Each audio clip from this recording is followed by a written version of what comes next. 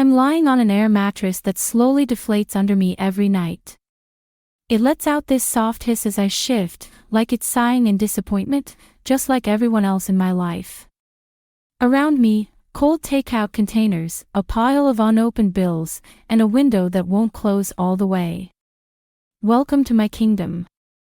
3 months ago, I had hardwood floors, a balcony, and a boyfriend who used to kiss my forehead every morning before work. His name was Andre. And he was good. Solid. Reliable. Too good, maybe. Now, I have a microwave with a broken door and a landlord who won't answer my texts. And all of it, every bit of this mess, started with one night. One decision. One ticket to a basketball game. You ever do something just to feel wanted? Not loved. Not respected. Just seen. Just noticed. I did. Chris, Andre's best friend, offered me 2 tickets to a courtside NBA game. Andre couldn't go. Work. Always work. He told me to have fun. Said he didn't mind. Smiled when I left, but there's something about Chris. The way he looks at people, like he's selecting them. I knew what I was doing. I just didn't think it would cost me anything. Not like this. Because I didn't cheat. I didn't kiss him. I didn't even touch his hand. But I went. And I let myself be seen. That night was exciting. It was electric. The crowd. The lights. The way Chris leaned close when he talked. The way strangers kept mistaking us for a couple, and I didn't correct them. It was a blur. A high.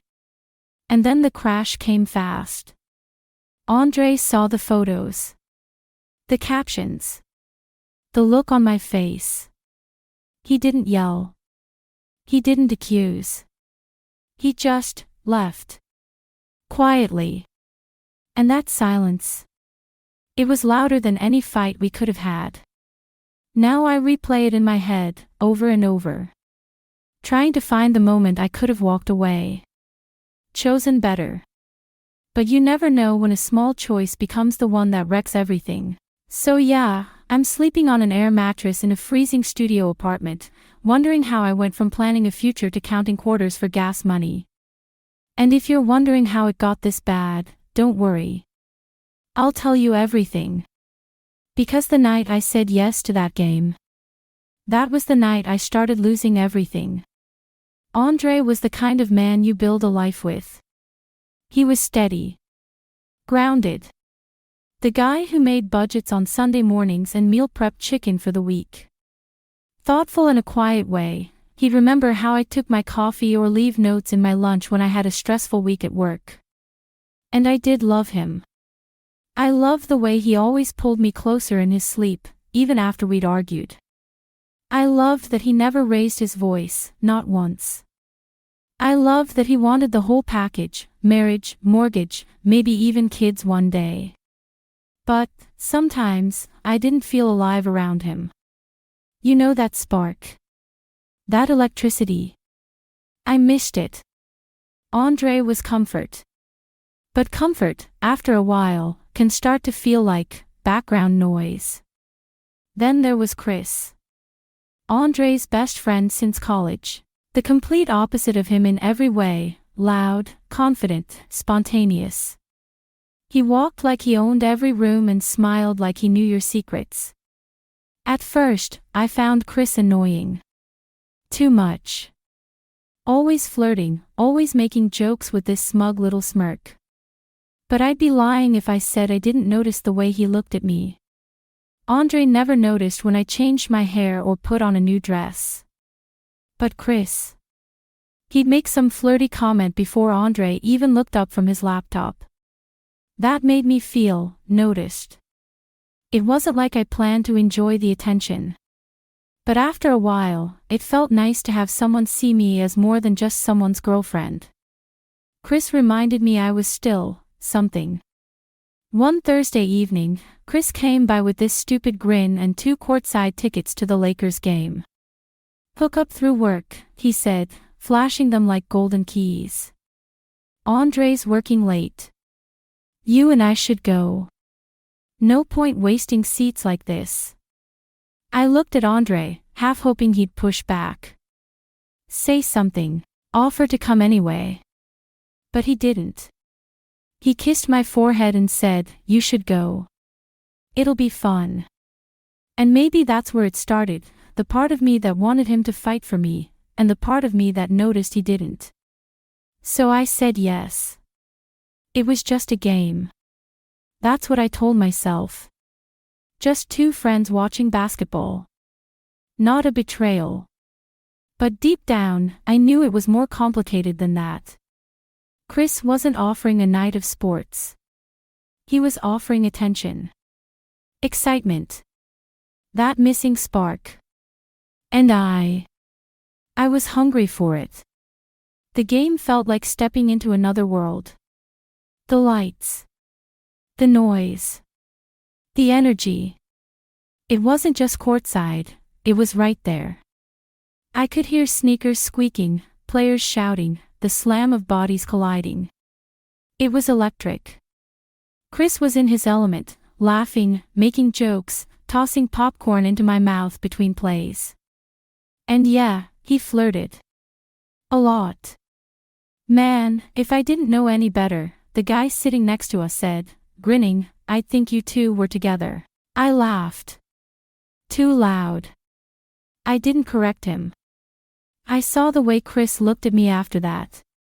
Like he'd won something. Like he knew Andre wouldn't have laughed like that. Wouldn't have looked at me that way. After the game, Chris dragged us to some rooftop lounge where half the people seemed to know his name. He kept ordering drinks, nothing too heavy, just enough to blur the edges. I was dizzy, buzzing from the alcohol and the attention. He told this story about how he and Andre used to fight over girls in college. Then he leaned in and whispered, he always picked the safe ones. I always went for the ones who could burn me. And then he looked right at me. I didn't kiss him. I didn't touch him.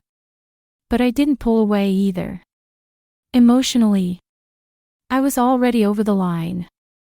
I don't remember getting home. I woke up still wearing my heels, with my phone buzzing next to me. 4 notifications. Chris had tagged me. Photos of us courtside, me laughing, him leaning close. One shot of him with his hand on the small of my back. I never noticed it in the moment. But the camera caught everything. And Andre had seen it. When I walked into the kitchen, he was there. Quiet. Holding his phone like it had weight. He didn't yell. He didn't accuse. His voice was calm, almost tired. "Why would you go without me?" I stood there, frozen. I didn't mean anything by it. But you knew it would hurt me. I couldn't speak. Because he was right. I did know. And I went anyway. He nodded. Set his phone down. And then he did something I didn't expect. He walked out. No fight. No drama. Just distance. And that was the part that shattered me. Because yelling means someone still cares enough to fight. But silence. Silence is what happens when someone gives up. And Andre, he had finally given up on me. The next morning, I called Andre. No answer. I texted. Called again. Left a voice message, something shaky and rambling about how it wasn't what it looked like, how I just didn't think it would matter that much. Still nothing. By the second day, I was blocked. Phone. Instagram. Venmo. Everything.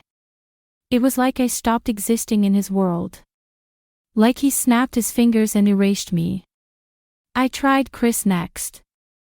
Not because I wanted him, but because he was there. Or at least, I thought he was. He answered after 3 rings, sounding half asleep. I asked if we could talk.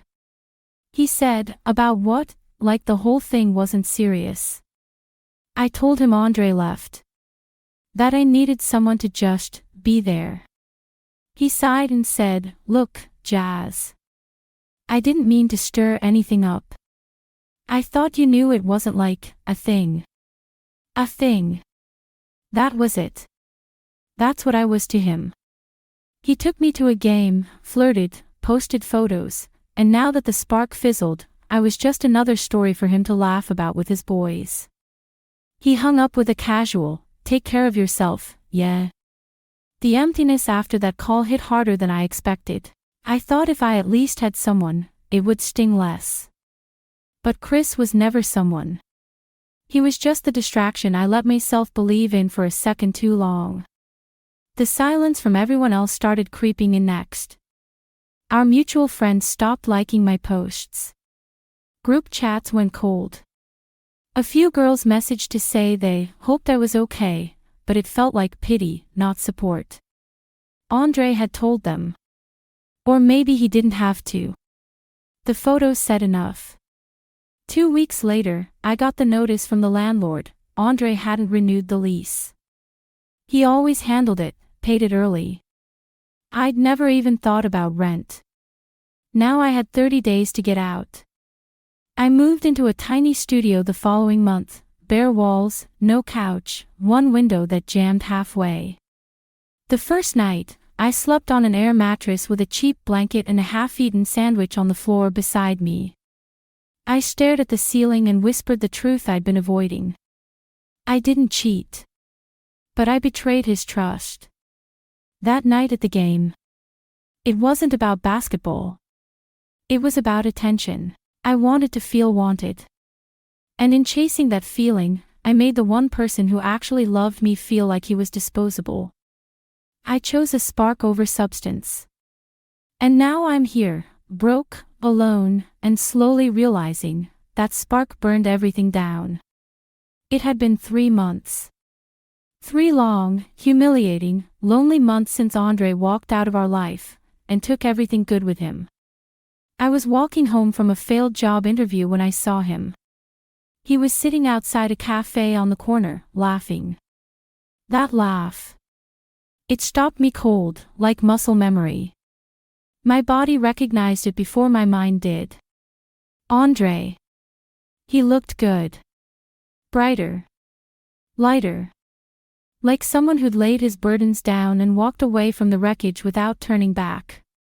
And sitting across from him was a woman. Tall, beautiful, with honey-colored curls and that effortlessly polished look that made me immediately self-conscious in my wrinkled blouse and discount flats. They were leaning in close, laughing over something, like they'd known each other forever. My stomach turned. She reached out and touched his arm. He didn't pull away. I froze across the street. Couldn't move. Couldn't breathe. I thought I was the one grieving. The one still picking through the ashes. But he'd already started a new chapter. Later that night, against my better judgment, I messaged him. I saw you today. I waited for hours, trying to convince myself to delete it, block him again, pretend I was okay. But just before midnight, he replied. Andre, I saw you months ago. At the game. I saw how you looked at Chris. My throat tightened. Andre, that was the day I realized, you wanted someone else more than you wanted us. I stared at the screen, heart pounding. I typed, I didn't. I was stupid. I was trying to feel something, anything. I miss you. He didn't reply for a while. Then came the second blow. Andre, I'm seeing someone now. Her name's Naomi. We dated in college, before you. We reconnected a few weeks after everything. The name hit me like a punch. I remembered Naomi. He'd mentioned her once, said she was the one that got away back when he was too immature to keep her. And now.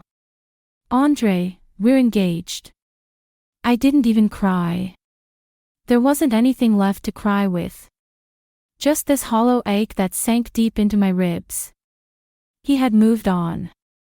Found someone who didn't need to test his love to believe it. Someone who didn't chase attention when she already had his heart. I wanted to hate him for being okay.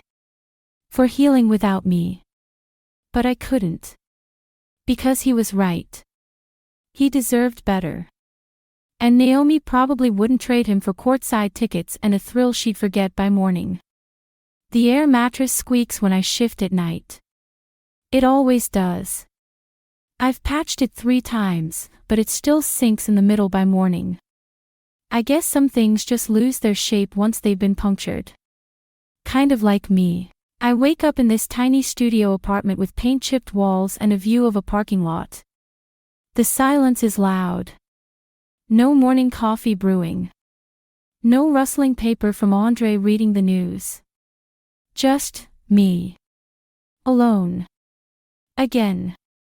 I started therapy last month. At first, I went just to say I was trying.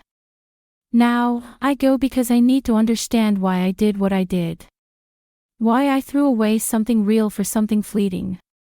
Why I needed Chris to look at me like I was special when I already had someone who loved me like I was sacred. My therapist says I confuse attention with affection. That I've been wired to chase highs instead of stability. That sometimes, when you grow up not being seen, you mistake being looked at for being loved. Maybe that's true. Maybe it's just easier to want what glows instead of what's solid. The other night, I scrolled through old photos on a backup drive. I don't know why I opened it. Maybe I was looking for pain, maybe I was looking for him. There was one picture I couldn't stop staring at.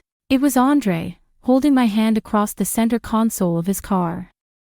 He was smiling at me, eyes soft, like I was his whole future. I remember that day. We were driving home from a weekend trip. He'd just told me he wanted to start saving for a house. At the time, I thought, why rush? We have time.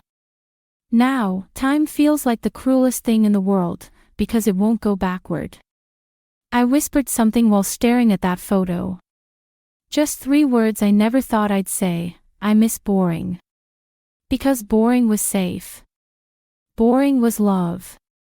Boring was falling asleep next to someone who never made me doubt I was enough. Now, the friends are gone.